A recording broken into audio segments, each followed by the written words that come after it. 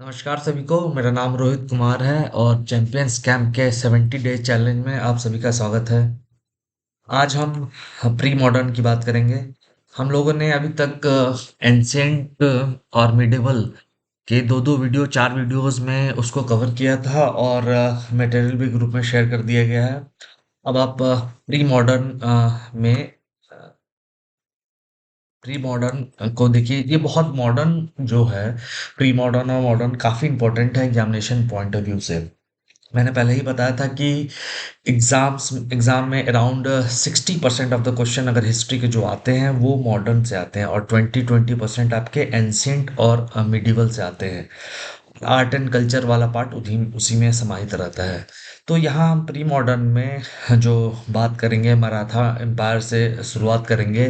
Then फिर advent of European powers, फिर जो वॉर्स ब्रिटिश के दौरान जो नेटिव के साथ वॉर्स हुए, फिर सोशियो इकोनॉमिक रिलीजियस रिफॉर्म्स हुए, इसके बाद ट्राइबल रिवोल्ट्स हुए, उस पर बात करेंगे।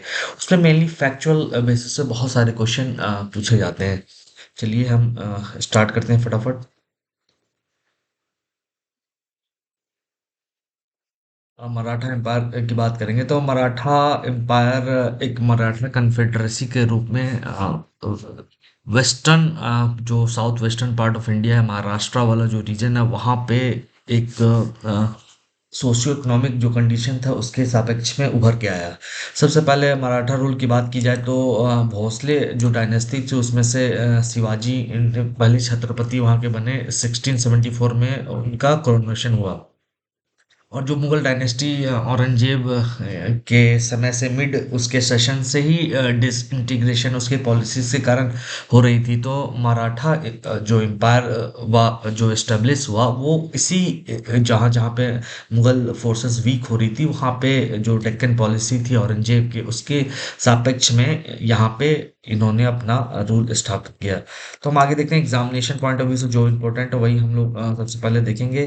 कि शिवाजी एडमिनिस्ट्रेशन की बात करें तो टेरिटरी को थ्री प्रोविंसेस को उन्होंने प्रांत में डिवाइड किया था। प्रांत को परगना तरफ में डिवाइड किया था। उसी प्रकार उसके जो सियालदार्स और हवलदार्स जो अपॉइंट किए गए थे, तो ये सब देख लेंगे। बस टर्मिनोलॉजी यहाँ पे इंपॉर्टेंट है। सबसे ज़्यादा महत्वपूर्ण है उनके जो काउंसिल ऑफ मिनिस्टर को अष्टप्रधान भी बोला जाता था, जिनकी कलेक्टिव कोई रिस्पॉन्सिबिलिटी नहीं थी, present day council of minister की तरह नहीं थे। हम एक बार उनकी बात कर लेते हैं। तो पेशवा या मुखिया प्रधान जो थे फाइनेंस और जनरल एडमिनिस्ट्रेशन देखते थे, जो कि बाद में प्राइम मिनिस्टर की भूमिका में आगे सेनापति मिलिट्री कमांडर, मजुमदार या अमात्य अकाउंटेंट जनरल। ये एग्जाम में क्वेश्चन आया था कि अमात्य जो अष्ट प्रधान में थे वो क्या देखते थे। चार ऑप्शन आपका आ जाएगा। वकीया नवीस जो इंटेलिजेंस और पोस्ट देखते थे। सचिव नवीस जो करस्पॉन्डेंस देखते थे। दाबिर और सुमंत फॉरेन मिनिस्टर थे। ये सुमंत आया था कभी कभी, इसमें कंफ्यूजन होया था बहुत सारा। न्यायाधीश जस्टिस देखते थे। पंडित राव हाईएस्ट पृष्ठ थे। तो न्यायाधीश और पंडित राव को छोड़ के बाकी सारे लोग जो सैन्य कार्रवाई होती थी और जो बैटल वॉर्स होते थे उसमें भाग लेते थे। आगे हम बढ़ते हैं। तो शिवाजी का रेवेन्यू में जो लैंड था वो मेजर काठी से मेजर किया था, जो कि मलिक अंबर के रेवेन्यू मॉडल पे आधारित था। और Shivaji chauth one fourth of land revenue वो कलेक्ट करते थे, ताकि मराठा का रेट उस एरिया में ना पड़े। और सर बिंग वो वहाँ के टाइटलर हेड थे, तो सरदेश मुखी 10% वो वसूल करते थे। और जो रेवेन्यू डिपार्टमेंट में देशमुख का कुलकर्णी और करकुन्स, हाँ, वहाँ के ऑफिशियल्स थे। तो ये हम देख लेंगे। अब फिर संभाजी की बात करेंगे तो वो सन ऑफ शिवाजी थे और 1687 में बैटल ऑफ वाई में उन्होंने मुगल फोर्सेस को हराया था। बस यहाँ पे यही इंपॉर्टेंट है। फिर साहू जी की बात करेंगे, उसका कार्यकाल 1707 से 1749 था, जब औरंगजेब के मरने के बाद इनको रिलीज किया गया था। और इन्हीं के दिन में पेशवाशिप की स्थापना हुई थी। उसमें पहले पेशवा थे बालाजी विश्वनाथ, जिनका कार्यकाल 1713 था। और ये एक्चुअली यहाँ पे गलत, ये पेशवाशिप का वो लिखा गया है।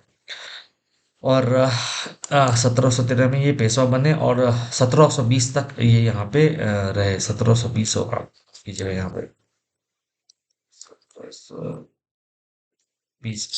और बाजीराव जो इनके पुत्र थे, वो काफी 20 सालों तक इन्होंने पेशवाशिप को संभाला और काफी मुगल जो मराठा पावर थी उसको अपने चरम तक पहुंचाया। वो गुरिल्ला टैक्टिक्स के बहुत बड़े जानकार थे। उसके कारण ही मराठा एक एसर्जेंसी पावर बन के आया। उन्होंने सेल्सिटी और बासिन बैटल ऑफ वसाई से पुर्तगीज से लिया। ये सब कुछ इंपॉर्टेंट फैक्चुअल पॉइंट है जिसको आप देख सकते हैं। अब ये एग्जाम में मैच द फॉलोइंग का कराया था कि जो मराठा कॉन्फेडरेसी थी और उनकी टेरिटरी कौन सी थी। तो सिंधिया की ग्वालियर है, होलकर इंदौर के हैं, पवार धार के हैं, गायकवाड़ बड़ौदा के हैं, भोसले नागपुर के हैं। भोसले ही से शिवाजी थे, भोसले कॉन्फेडरेसी के ही छत्रपति शिवाजी महाराज थे। पेशवा हूँ। अब माराठा एक्सपेंशन की बात की जाए तो ये सब थर्ड बट अहमद शाह अब्दाली का आक्रमण होता है, उसका थर्ड बैटल ऑफ पानीपत हम देखते हैं कि एक्सपेंशन ऑफ जो मराठा का एक्सपेंशन था उसको अहमद शाह अब्दाली ने चेक किया। 1761 में थर्ड बैटल ऑफ पानीपत हुई, ये इंपॉर्टेंट हो जाता है। कुछ एंग्लो मराठा वार्स की देख लेते हैं। फर्स्ट एंग्लो मराठा वार 1775 1782। ये डेट इंपॉर्टेंट है, डेट कब कराया था, कौन सी ट्रीटी हुई थी। तो ट्रीटी ऑफ सलबई हुई थी। उसमें ब्रिटिश ब्रिटिश ने महादेव राव को मराठा एम्पायर का पेशवा मान लिया था। तो ये क्या है हुआ था वो इम्पोर्टेंट। एक तो ट्रीटी और कब हुई थी। सेकंड एंग्लो मराठा वार 1803 से 1805। और सब्सिडरी अलायंस एक्सेप्ट कर ली थी ट्रीटी ऑफ वेसिन के बाद। थर्ड 1718। और चूंकि मराठा ने पिंडारीज को शह दिया था, इसी कारण इस पे हुआ था। अब न्यू स्टेट की बात की जाए तो जैसे जैसे मुगल एम्पायर एक सेंट्रल कॉन्फेडरेसी वीक होने लगी, तो बहुत सारे रीजनल स्टेट स्थापित हुए जो ऑलरेडी मुगल सूबेदार मुगल गवर्नर्स थे। और बहुत सारे उन लोगों ने इंडिपेंडेंट अपना किंगडम स्थापित किया। बहमनी इसमें इम्पोर्टेंट है क्योंकि बाद में जाके वो डेक्कन सल्तनत का फॉर्म लेता है। विजयनगर से हमेशा इनका कॉन्फ्लिक्ट रहता है, जो बाद में 1565 में इन्होंने मिलके जो उस उसके जो सक्सेसर स्टेट निकले अहमद नगर, बीजापुर, गोलकोंडा, बेरार, वो बैटल ऑफ टालिकोटरा में 1565 में इन्होंने हराया। ये इंपॉर्टेंट है काफी, आप देख सकते हैं। उसी प्रकार बंगाल को मुर्शिद कुली खान ने स्थापित किया और बंगाल काफी अपने जेनिथ पे पहुंचा अपने रिसोर्सेस का। उसी तरह को अवध के नवाब सादत खान ने इसको एस्टेब्लिश किया। बाद में नवाब वाला कल्चर यहाँ पे डेवलप हुआ। अब सिक्स की बात की जाए तो ये पंजाब के अराउंडिंग इनका फॉर्मेशन है। गुरु गोविंद सिंह सिख धर्म के फाउंडर माने जाते हैं। और बहुत सारे और भी इम्पोर्टेंट इवेंट हुए जो कि आप यहाँ पे देख सकते हैं। कुछ फैक्चुअल पॉइंट हैं यहाँ पे, आप देख सकते हैं कि जो 10 गुरु थे उनके कार्यकाल में क्या क्या इंपॉर्टेंट चीजें हों, उससे क्वेश्चन बहुत सारे बन सकते हैं। मैं एक अलग से उसका फैक्चुअल एक अलग से बना के दूंगा। यहाँ पे सारे चीज कवर नहीं किए जा सकते हैं। फिर राजपूत स्टेट की बात की जाती है। गुजरात अजीत सिंह और मालवा में सवाई राजा जय सिंह ऑफ अमेर को सूबेदारी मिली थी मुगल कालीन के समय। ये सब हम देख सकते हैं।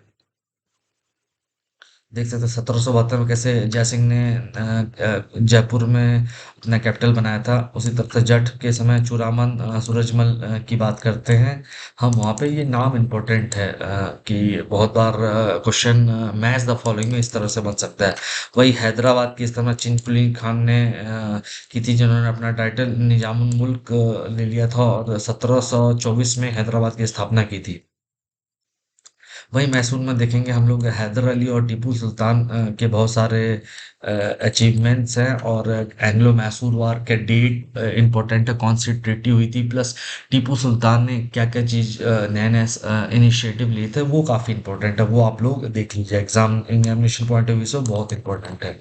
अब हम इमरजेंस ऑफ यूरोपियन पावर देखेंगे तो सबसे पहले इमरजेंस ऑफ यूरोपियन पावर में क्रोनोलॉजी देखेंगे। सबसे पहले कौन आया, तो सबसे पहले पुर्तगीज आए, उसके बाद देन डच आए, उसके बाद देन ब्रिटिशर्स आए, देन लास्ट में फ्रेंच आए। तो इसको अपन याद भी कर सकते हैं कि P D B F initial से हम लोग याद कर सकते हैं इसको। इस तरह से हम लोग याद कर सकते हैं, पुर्तगीज, डच, ब्रिटिशर्स, फ्रेंच, उस हिसाब से ये लोग आए। अब एडवेंट ऑफ सबसे पहले वास्को डी गामा जो पुर्तगीज एक्सप्लोरर था 1498 में कालीकट पहुंचा था, ये हम लोग सब जानते हैं। फिर स्पाइस ट्रेड कैसे स्टार्ट हुआ, यहाँ मैप में हम लोग देख सकते हैं कब कब क्या कहाँ कहाँ ब्रिटिश सेटलमेंट डेवलप हुए, फ्रेंच डच और डेन्स के सेटलमेंट डेवलप हुए। तो ये सब देख सकते हैं कैसे ट्रिटी, कैसे वॉयज स्टार्ट हुए। फिर वास्को ड जो पुर्तगीज गवर्नर वो काफी इंपॉर्टेंट है स्टार्टिंग में कि किस रूलर के कार्यकाल में आए, तो जैमोरिन के समय में आए। अब आगे देखते हैं। फ्रांसिस्को डी अल्मेडा 1505 से 1509 में गवर्नर अपॉइंट किए गए थे पुर्तगीज के तरफ से।